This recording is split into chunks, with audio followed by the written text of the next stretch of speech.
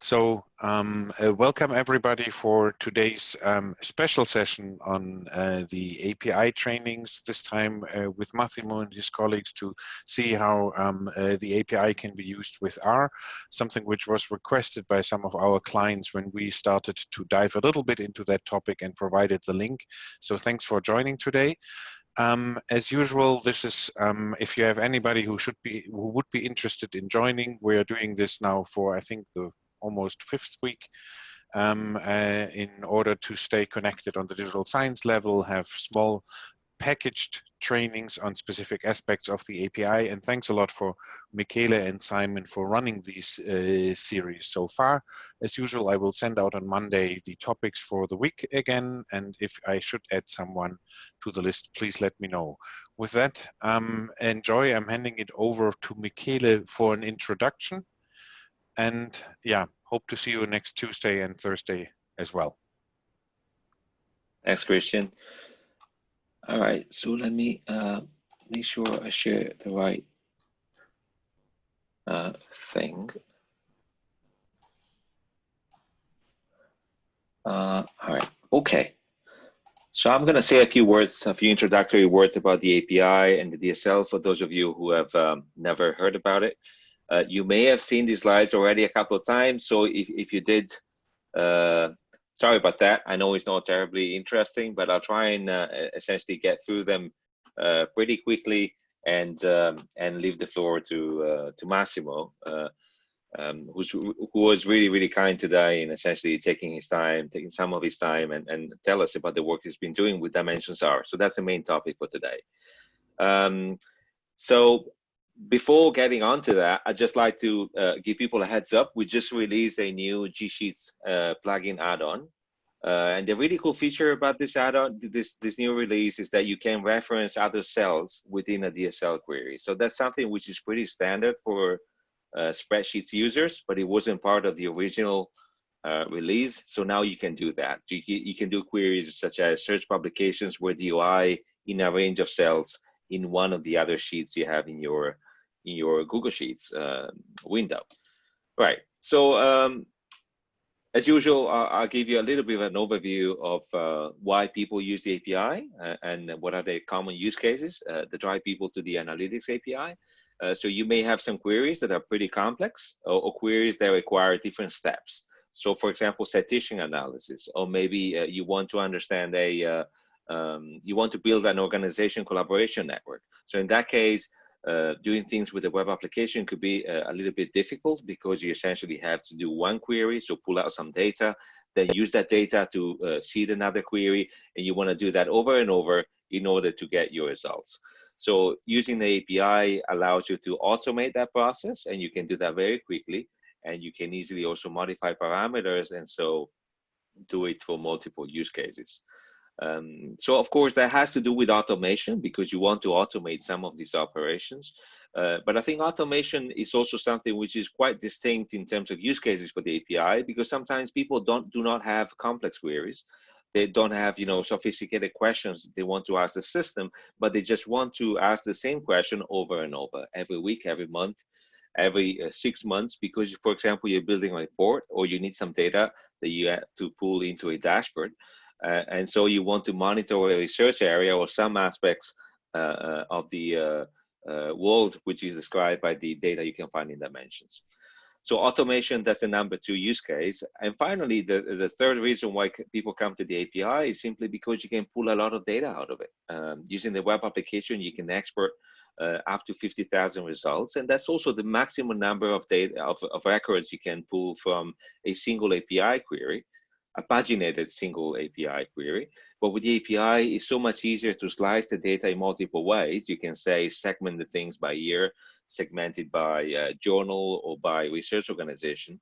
So by doing that, it's really easy to pull hundreds of thousands of records in order to build a data set you can work with. Right, so the nucleus of the API is the Dimension search language. That's a language we developed ourselves. It's very similar to SQL for those of you who have some background with relational databases. And the reason why we built our own language is because we wanted to empower not just developers, but also analysts in doing things with the API. We know that very often the people who are closer to the scholarly analytics business, the people who are closer to the questions that people might want to ask, do not necessarily have the time or the expertise to set up a development environment. And at the same time, they don't have the expertise maybe to understand the more standard or the more complicated API services. So we built a language that resembles the English language, and the structure of the language is also pretty standard and pretty simple.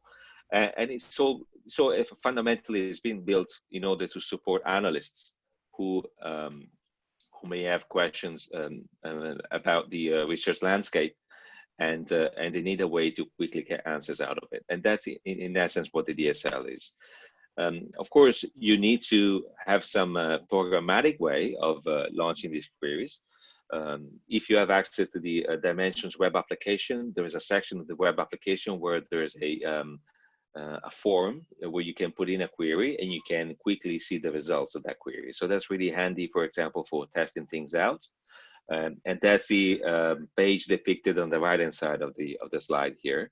The results coming back, they have they're encoded using a standard called JSON, which is pretty popular with the API users.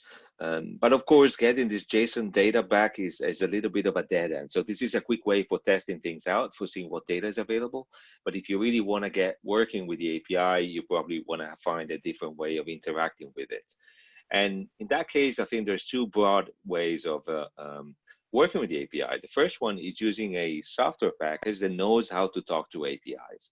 And that could be something like Click, Tableau, or the Google Sheets plugin I was showing you at the beginning. So essentially, that means pulling data from Dimensions in this JSON format, and then taking advantage of some service your software includes that knows how to transform this JSON format into some other format. So in the case of Tableau, the JSON will be straight, transformed into some visualization straight away. In the case of Google Sheets, the JSON will be transformed into tabular formats, and so on. Lastly, and probably most interestingly, the most powerful way of doing things with the API is by using a programming language. In that case, you can carry out any kind of ad hoc analysis and data processing task, because programming languages, they essentially give you all the basic tools in order to process JSON data. And not only that. So in the past, in the previous weeks, we talked about the dmcli library, something we developed ourselves in Python. Python is a popular programming language. And today we'll be looking at another programming language called R, which is also very popular. In particular, it's popular with, I believe, statisticians and people who do some work which is heavily based on a statistical analysis of different kinds. I have to confess, I'm not really familiar with the R language. Well, I know of it, but I never really used it. And quite interesting, I was looking at funny facts about it on online, and it seems to be the highest paid skill in IT since 2014. Don't know whether it's true or not, but it certainly says something about the language. I think a nice thing I'd like to point out to the people attending these trainings is that it's fully compatible with the Jupyter environment and also with Google Colab. So as you may have seen in the previous weeks, Simon and I have been using these Jupyter notebooks as a way to bring together text and code, and then sharing the results of an analysis with different people. So you can do all of that also using R, and that's I think is pretty good. So lastly, I'll just would like to introduce Massimo, who very kindly agreed to share his work with us today. So he's a professor at the University of Naples, Federico II of Naples. And if I remember correctly, you're a professor in business statistics? Or no, in statistics for social sciences. For social sciences, right? Sorry about that. Yeah, and I think at this stage, I will just send it over to you. Okay, thanks. Just a moment, I share my screen.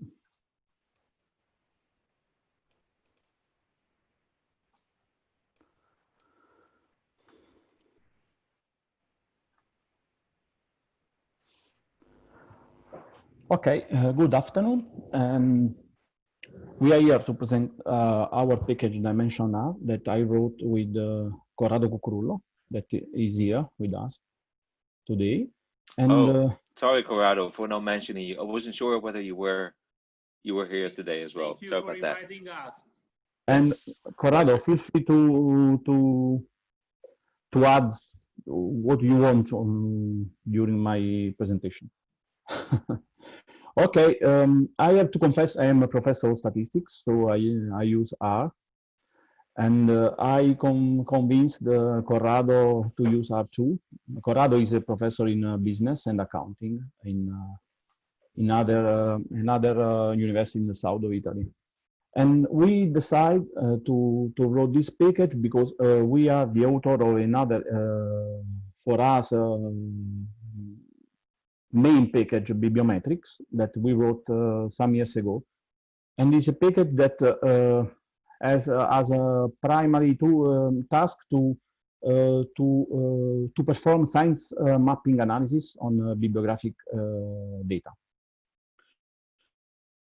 So we are trying to enlarge the support of Biometrics to many different databases. And so from this idea, we decided to write Dimension R.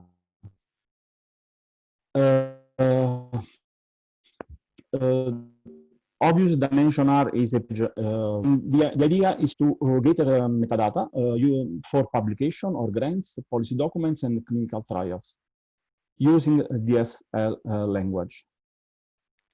And the resources about Dimension R can be found on GitHub. We published our source code on GitHub on my page, Massimo Aria. And also, and here you can find the developer version of Dimension R. I work almost all days on it to improve, to remove bugs, and so on. And we also published the stable version on the official R repository, CRAN. And on this page, you can also find a BigNet. BigNet in R are a tutorial in which the package function are explained with some example and a complete reference manual. So all information about the package can be found on these two links. Mainly, Dimension R consists of 5 functions, and this function in some way replicate the workflow of our package. The idea is to start from an authentication. So we have a function DSOut that allow us to obtain a token starting from valid dimensions credentials. Then we can define a query, and our experience is that many scholars have no experience in coding. So we decide to write a function that help a user to define a query using the dimension search language without knowing the language. The idea is to pass some arguments to the function, and the function write the query in the correct form. And we call this function DS query build. Then we can check the effectiveness of the query, how many results, if the query works correctly, and so on. And then we can gather the data. And the function DS API request returns us a JSON object. And in the last step, we can convert this JSON object in a data matrix. Obviously, I am a statistician, so I need to see a data matrix because a JSON object is a very nested list of information. So many times it's difficult to look in. So we decide to write a conversion function DS API to DF. And through this function, we can obtain a classical data matrix in which each row is a document and each column is a metadata about the document. For example, the title, the DOI, the authors, and so on. Here, there is an example starting from the first function, the authentication. The function uses three arguments: the username and the password obtained from dimensions. And we can also specify the endpoint to use the API for authentication, but we have already set the default endpoint. So I think that usually you don't need to specify it. And in the black box, I simulate an R console. So here we report the function with the information that we pass it, and the results. The result is a token that we can use to get information from dimension server. The second step is to write a query. Obviously, if you know the DSL language, you can directly write a query in a string and pass it to the function, to next function. But we decide also to define a function to help people to write a query that you can also modify. So you can obtain through the function a sort of example of a query, and you can later you can modify it and personalize it. And this is the arguments that you can use in this function. The first argument item is the type of information that you can want to download. For example, publication or grants or clinical trials or policy documents. Words is a list of terms that we can use to get information. And words Boolean operator or orange. In type, we decide which kind of document we want to download, and this argument is necessary when we download publication, because we can decide to download only articles or book chapter or so on. And in categories, we can specify the subject categories that we want to limit the search. And so, in which categories we want to search our terms. Start here and end here I use it to fix the time span of our search. And in output fields, we can set which fields we want to download. For example, all, basic, extra, or the single fields, such as authors, affiliations, and so on. Here, an example. We decide to download a collection of publications. So we set item equal to publications, and we want to search articles about bibliometric or science map. We use the asterisk as jolly character. So we search for all articles that contain the terms bibliometric or bibliometrics and so on. And at the same time, we search also articles that contain the term science map, science mapping, and so on. And we use the operator or. So the link among these terms is bibliometric or science mapping. We decide to download only articles. So we set type equal to article. And we perform our search in the categories management and economics from the year 1980 to 2020. And the output field that we ask for are basic, extras, authors, and concepts. So in other words, we are searching for all publication in management or economics that use bibliometric or science mapping analysis in the last 40 years. And this is the results that we obtain. So we have a query written in the DSL language. And I won't focus on the strange use of escape character in R, because this is very important to write a correct query, because you can say a lot of backslash character. That's why an escape character is a character used to see to say in the language that the following character is not a special character, but have to print as you write it. So when we have special character, for example quotes or backslash, we need to specify to the language that this is a special character that we won't use as we wrote it.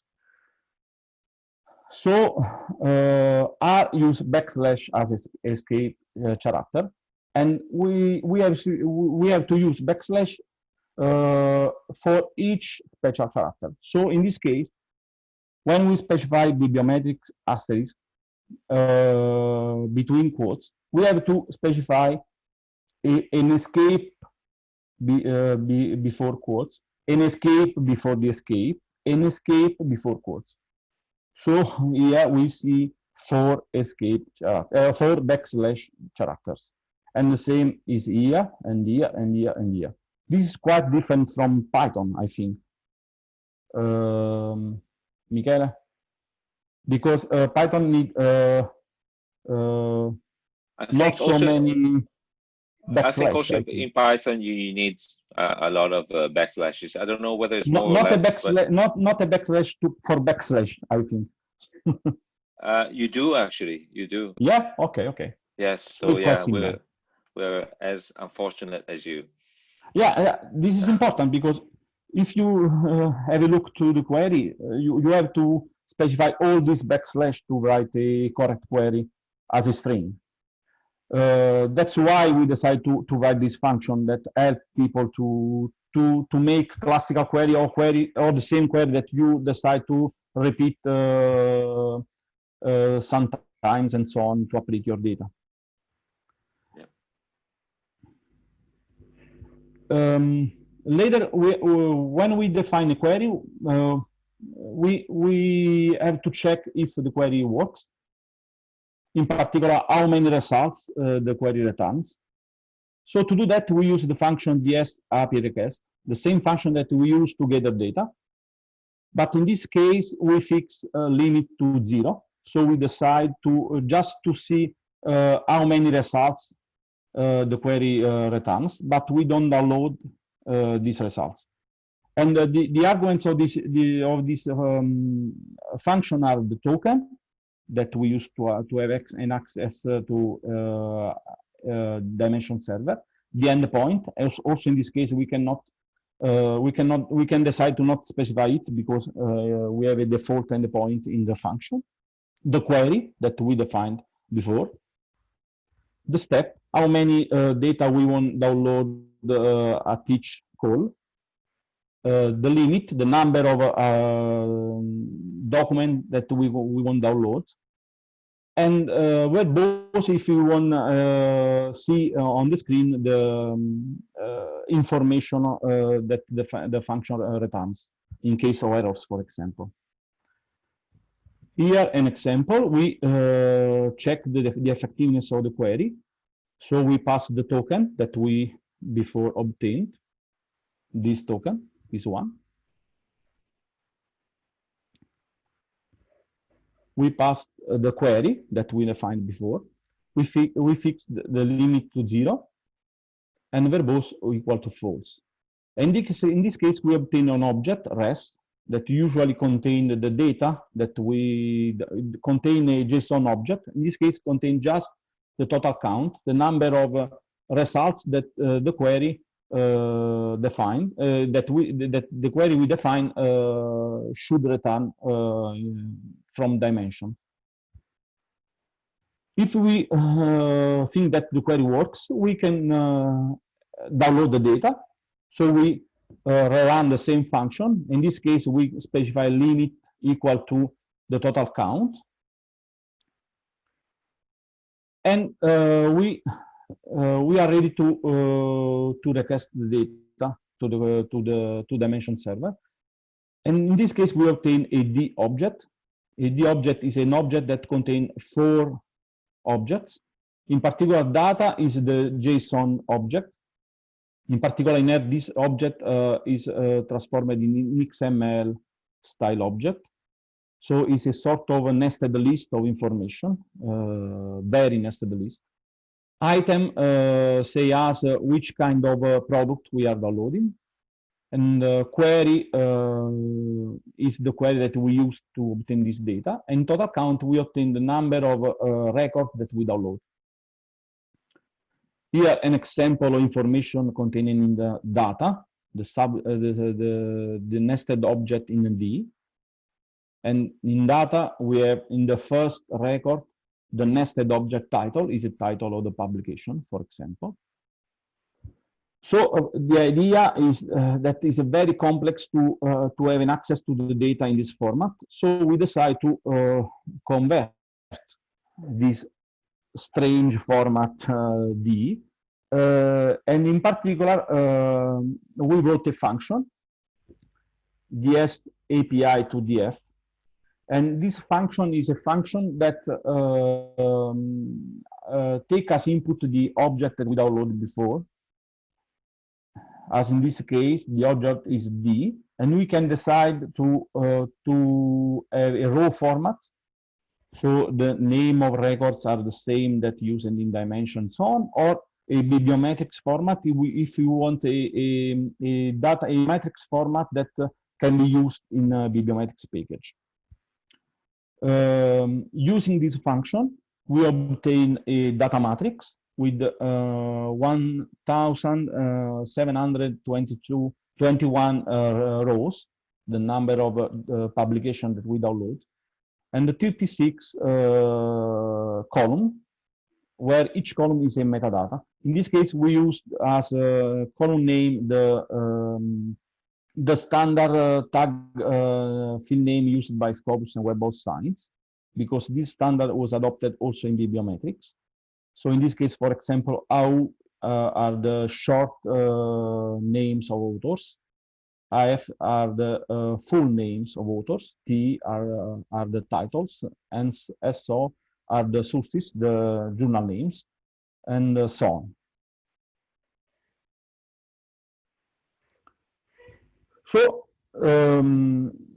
the first thing, the important thing, and that I want, the important point that I want to stress is that at this point you have a data matrix, and you should export this data matrix in a Google Sheet or in an Excel file, for example, or you can you should use this data matrix in a larger workflow in R or in Python and so on. So you can use this data matrix for more complex analysis, for example, topic analysis on article contents, for example, or citation analysis, productivity analysis, research evaluation, and so on. For example, here I want to show you how we decide to integrate this package in Biometrics. Biometrics is a tool for science mapping analysis. So it is a tool focused on the discovery of knowledge structure in a collection of scientific articles. And Biometrics include also routine for performing research evaluation and quantitative research in scientometrics and bibliometrics. And from the version 3 of Biometrics, dimensions package are integrated, and there is a function in Biometrics that we call convert to the DF, that allow to convert the D object, the JSON object of downloaded using the dimension R, in a matrix, a bibliographic matrix that can use in Biometrics to perform all science mapping and bibliometric analysis. In particular, we can set DB source as dimensions and the format as API. We specify the format API because Biometrics support also the classical dimension file downloaded using the web, so the Excel file and the CSV file. So we can also import in Biometrics the other two kind of files.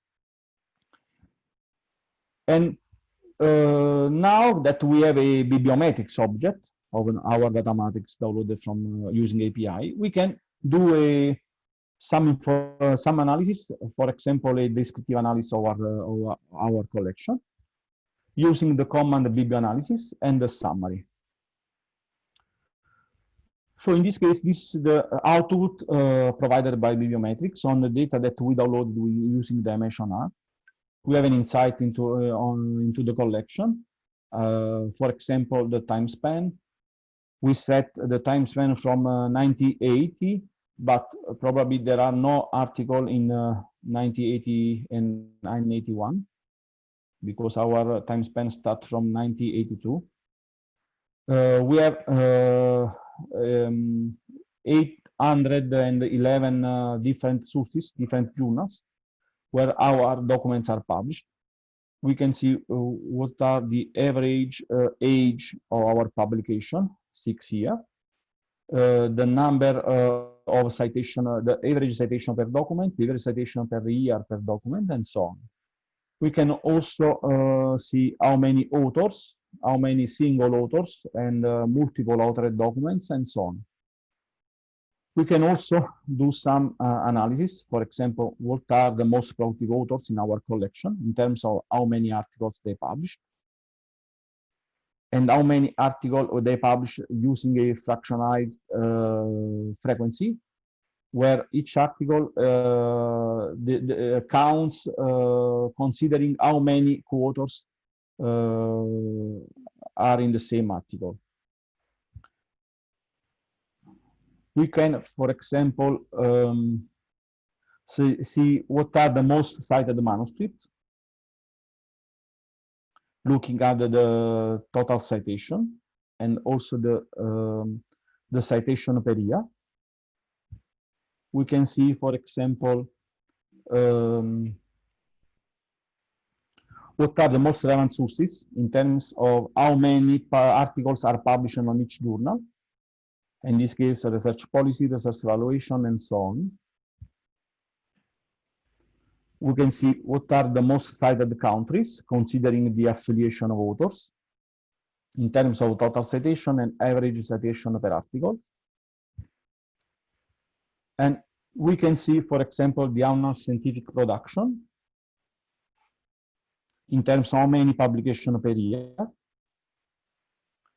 Obviously, in 2020, we have a lower number of articles because we are just in the first part of the year.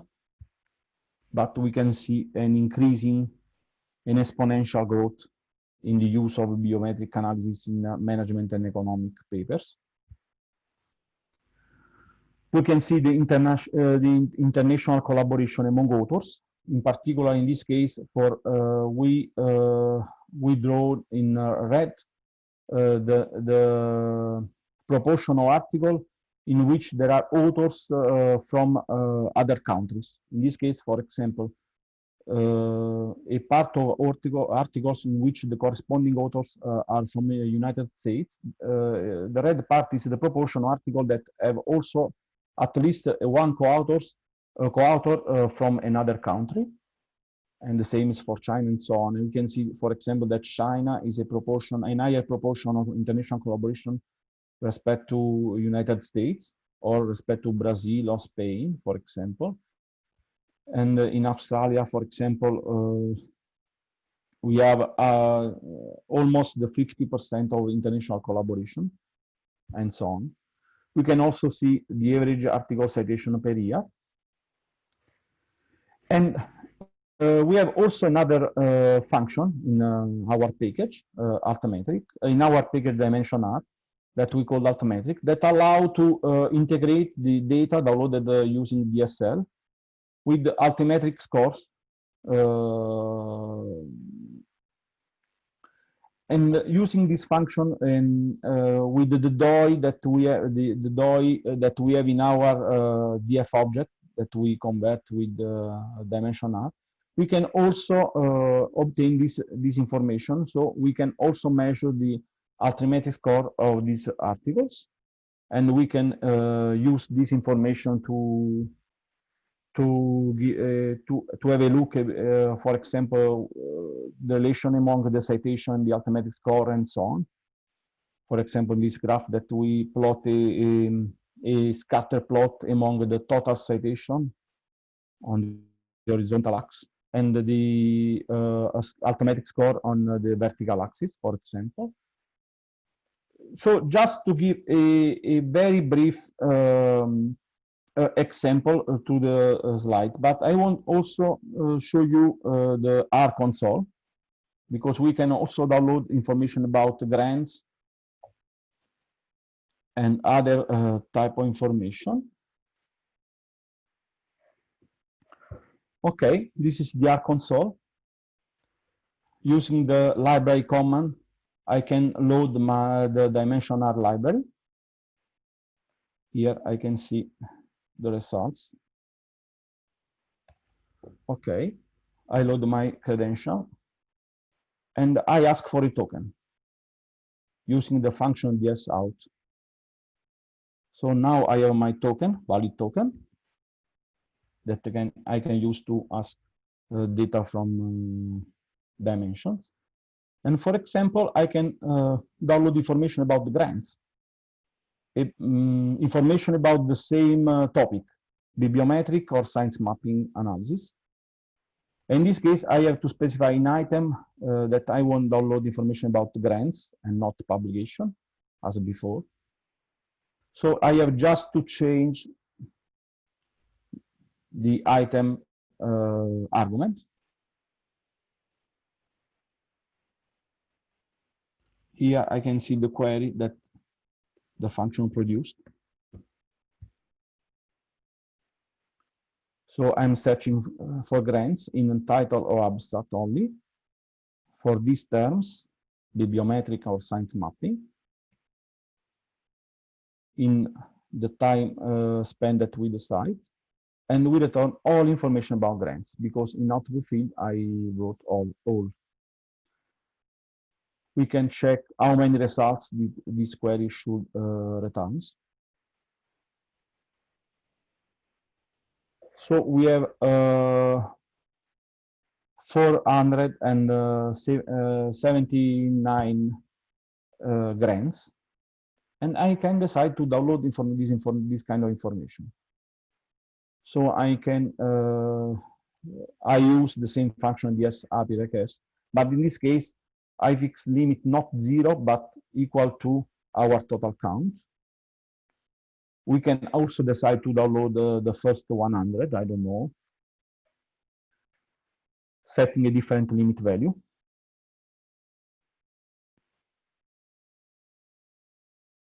Okay. Now we have our D object. I want to show you its containing. For example, information about the first grant. This is the information that we downloaded from the dimension server. And using the function ds API to df, we transform this object in a data matrix. I will show you the matrix here. This is the object that we obtain, very similar to a Google sheet or an Excel sheet, where in the first column we have the title of the grant, the investigator names, separated by semicolon, the role, the affiliation of investigators, the year of the grant. We have also information about the project number, the founding, all the information that we found on Dimension database. But in this case, these information are already ready to use as a matrix. So you can export it in Excel, for example, use the command export and so on. And the same is if we decide to obtain information on clinical trials, for example, or policy documents. We have just to change the item. We specify policy documents, in this case, for example.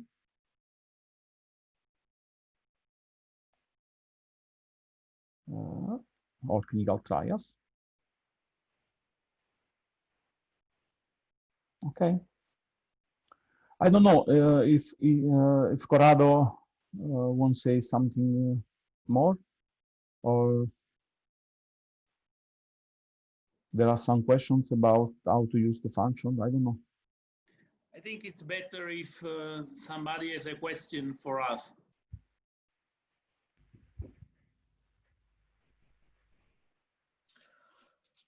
I have a couple of questions. Yeah. Unless, yeah, there's others question. No, okay.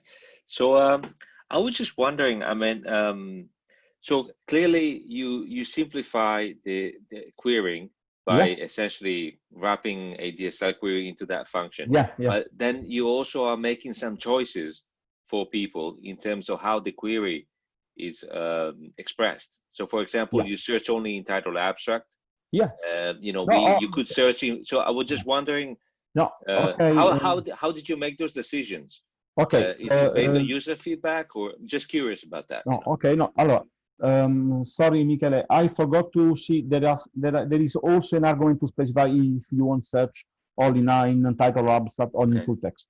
Okay. Fantastic. I won't show you the function help just to. That's fine.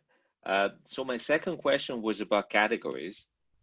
If I okay, we have an argument full search that can be true or false. The default value is false, so the query will be defined also just in title or abstract. But if you set full search equal to true, if he will search in full text. Yes, but of course we had to make some choices because there are a very almost infinite degree of freedom in defining a query. So we cannot consider all possibilities because, for example, we set as default that we use the OR Boolean operator among categories, but probably is not the only choice that you can do. Yeah.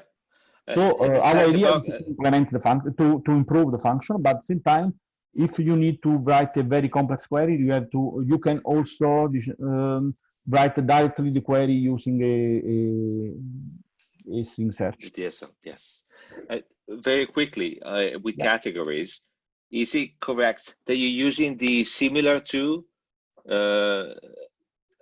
operator instead of equal? So the categories filter is turned into a query that says category similar to. So that potentially will match different FORs. If you search for sociology, they might. So is that something that you wanted to have, or? Yeah, because we think that it's easier for people that doesn't know exactly the name of categories, for example. Gotcha. Because some categories have a very long name. Yes. Okay, now I don't want to take up all the time here. I think there's a couple of comments in the chat here. Can see plenty of people say thanks for this.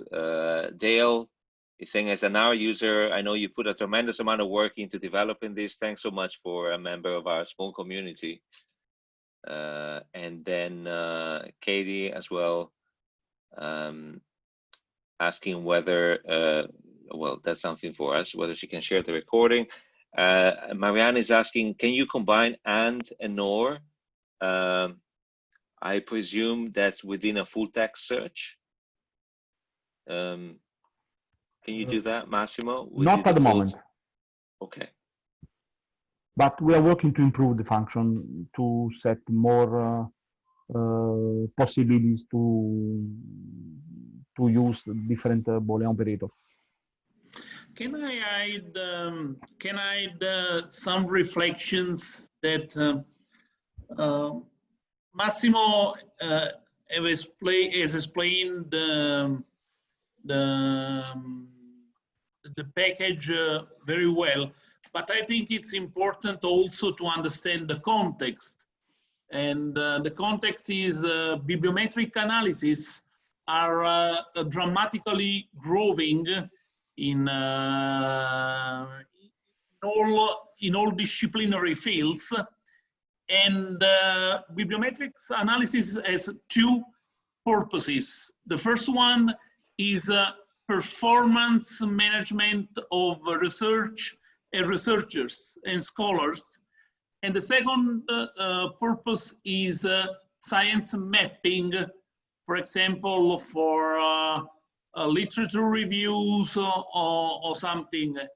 And at this moment, the bibliometric analysis are based on data gathered from Scopus or Web of Science. Now, with this package, scholars can use also dimensions. And I think it's very important, and Bibliometrics, our tool, is considered now the most complete and user-friendly tool for bibliometric analysis. So the integration between the Dimension R and the Bibliometrics, I think it's very important for scholar community all around the world. And I think in short time, we can also use our user-friendly interface called BiblioShiny. So also the scholars that has not coding skills can use Bibliometrics and Dimension R in a very friendly touch. So I think it's a great opportunity for all the scholars around the world to use a bibliometric tool with data from dimensions where we can find articles or publication, patents, clinical trials, grants, and so on. So the experience about bibliometric analysis with dimension, it's very huge and really extraordinary for all us. Yeah, thanks very much, Corrado. Yeah, that's really, really nice to hear. And of course, from my perspective, where it's really exciting to see,